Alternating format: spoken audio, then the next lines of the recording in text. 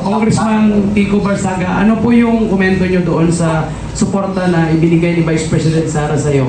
O pagkundina ni Vice President Sara sa suspension na ipinataw ng House of Crows? Maraming salamat. Ano raw ang... Very thankful to Ay, go ahead. Vice President. Very thankful to Vice President Cardinal.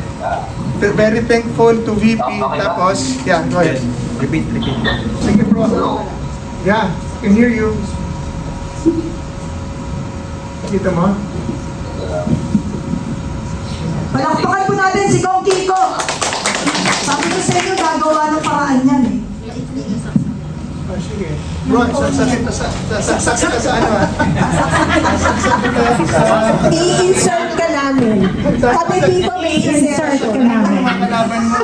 Gusto na ng insertion dito. Oo, may isa pang Wala. Andali ha. Ako, tuwan-tuwa ang mga tao rito kapatid. Miyaw-miyaw na daw ang sigaw nila. Meow, meow, meow, meow. Meow, meow, meow, meow. Ayan, okay. Mga picture ko lumabas siya. May... Dali bro, dali. Picture lumabas na. May miyaw-miyaw nga, may kasama ka. Hindi ko na. Pasok ko po. Dali lang bro. Pero sa akin lang, dyan maririnig sa live. Kailangan na Sa live lang maririnig. O, pingin na lang mo. Mayroon ng mic. Kasi naririnig. Naririnig na siya sa live. Hello bro, sige try mo. I-click mo yung ano. Hello, testing. Yan. Ayun na. Wala ba sa Okay. Okay bro, go ahead. Narinig niya. Okay. Okay. Sige, salita ka na bro. They want to hear you. Anong message mo sa bayan? Tungkol. Pag nag-uusapan ngayon, ano ang masasabi ng tao sa ginawa sa yung suspension ng Congress? Pero ngayon, ang tanong, anong masasabi mo sa tao sa ginawa sa iyo sa Congress at ginawa ng Kongreso sa tao? Okay, so regarding this, since sabi ko na lahat ng mga previous interviews, bago ko lang na masasabi is, anytime na ma-release yung mga nag-yes and no votes, yung mga yes votes and yung abstain votes.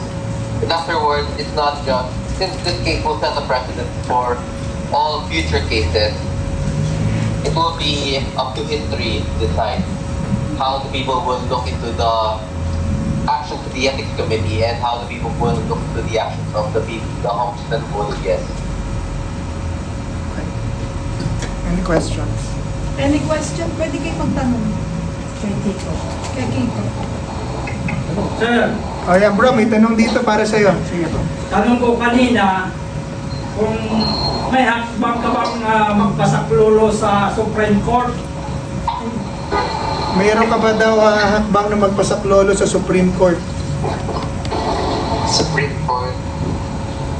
Well, pag-uusapan muna namin yan ng legal team ko, pero yung magiging case nun, siguro by 2027, 2028, so it will be a very long case.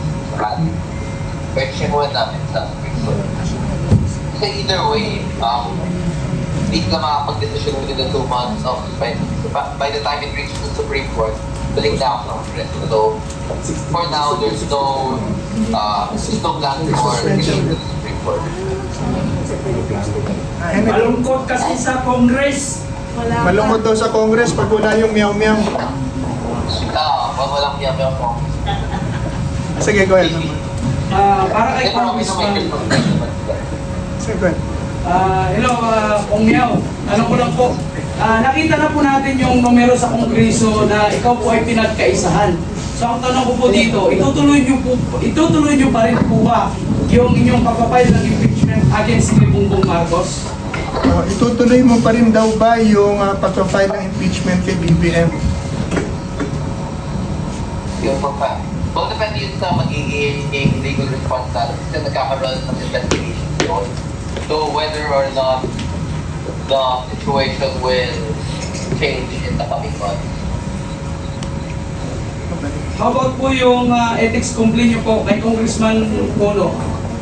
Yung ethics complaint mo raw kay Puno, itutuloy mo ba?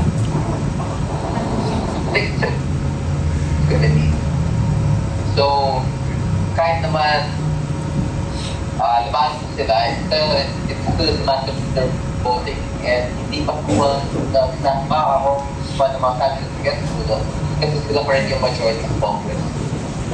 Okay. Sige, last na po. Sige lang bro, dali lang. May next Last po, question. Congressman Kiko Barsaga, ano po yung komento nyo doon sa suporta na ibinigay ni Vice President Sara sa iyo? O pagkundi na ni Vice President Sara sa suspension na ipinataw ng House of Crows? Maraming salamat. Ano raw ang... I'm very thankful to Ay, go ahead. Vice President. Very thankful to Vice President Cardinal. And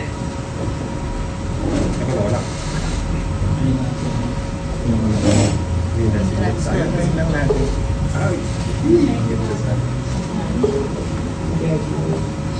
Ayan bro, tuloy. Very thankful to VP. Tapos, yeah, go ahead.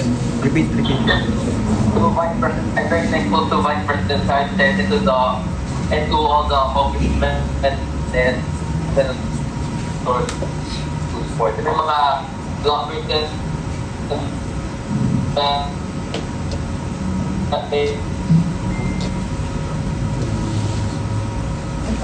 yung mga and I'm thankful to all of them. Larry.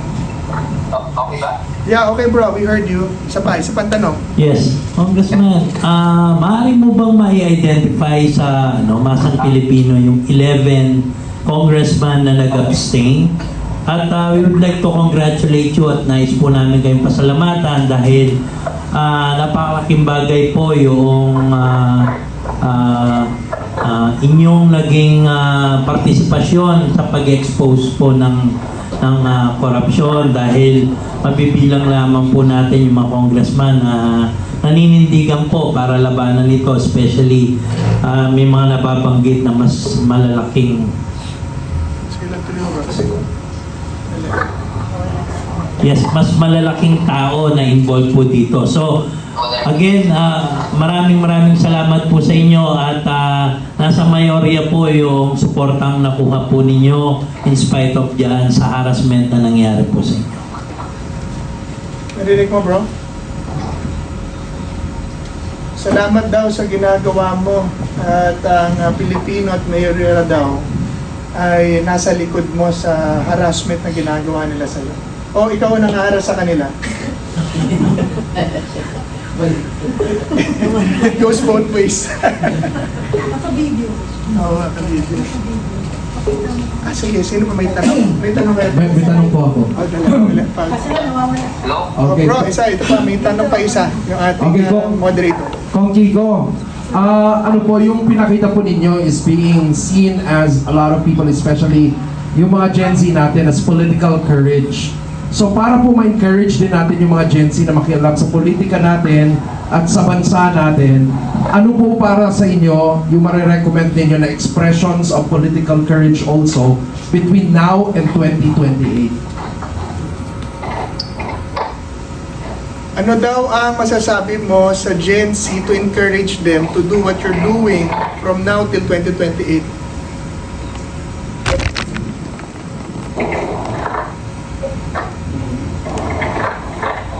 Yeah, po? Po? Hello? Kita pa yung thing na nakubot yung connection. So, ano yung tanong? Ano raw ang masasabi mo sa mga Gen Z na katulad mo to do and show the courage that you've been showing to encourage them? Okay. But yung courage is, it all comes from within. So, everyone has their own beliefs and everyone has their own threshold for courage where they will show those beliefs in response or even in the face of threat.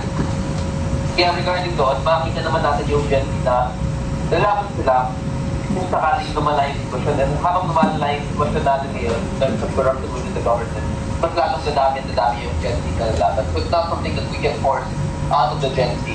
Hindi natin sila mapipilit na labanan nila yung corruption sa gobyerno ngayon. Pero habang lumala yung sitwasyon, mas dadami ang lalaban. Not just the Gen Z, but all generations. Hello? Yeah bro, we got you. Maraming... Ano ba? Ito ang ating mga panelists. Ito si Presidente at si Vice. May question din po yung panelist natin. Meron pa question panelist natin. Sino pa? Meow meow kong meow meow, ang question ko, sa tingin mo, sinadya ba nilang itaon ang suspension sa'yo para manahimik ka sa BICAM? Kasi BICAM season na ngayong December bago papasa na yung 2026 budget, and then sa January lalabas na ang panibagong budget. So sinadya ba nila ito na ipataw sa'yo yung suspension mo in time of the BICAM para manahimik ka?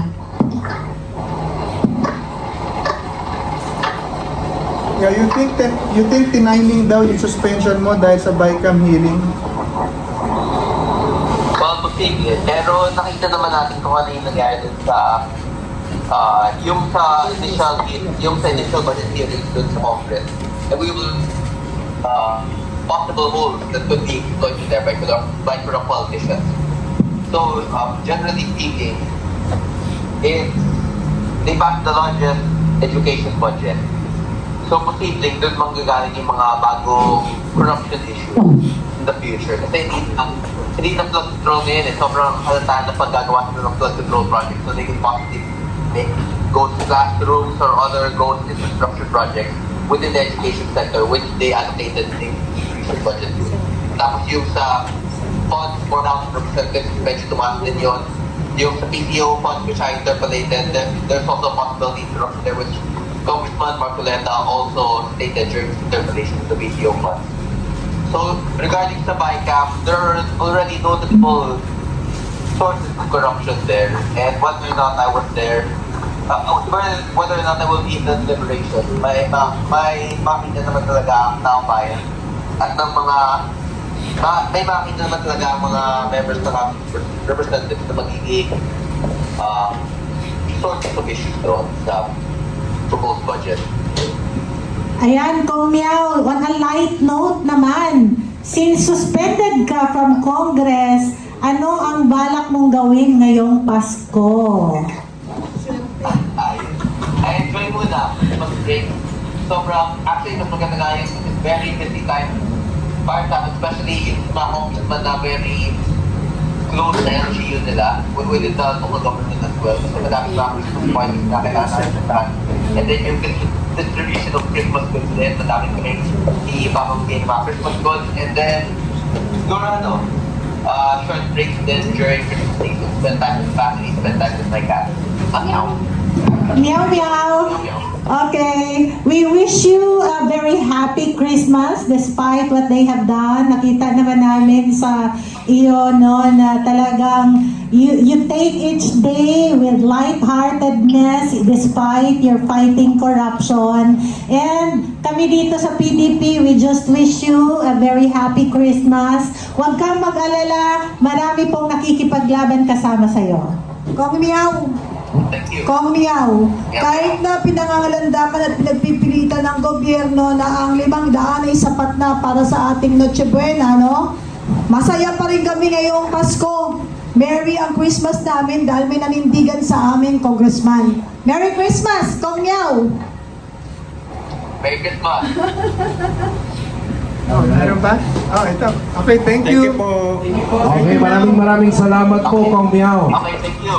Okay, ingat bro. Ingat sa mga See you meow-meow. sa next See kapila. you sa Next week siya. Okay, God bless.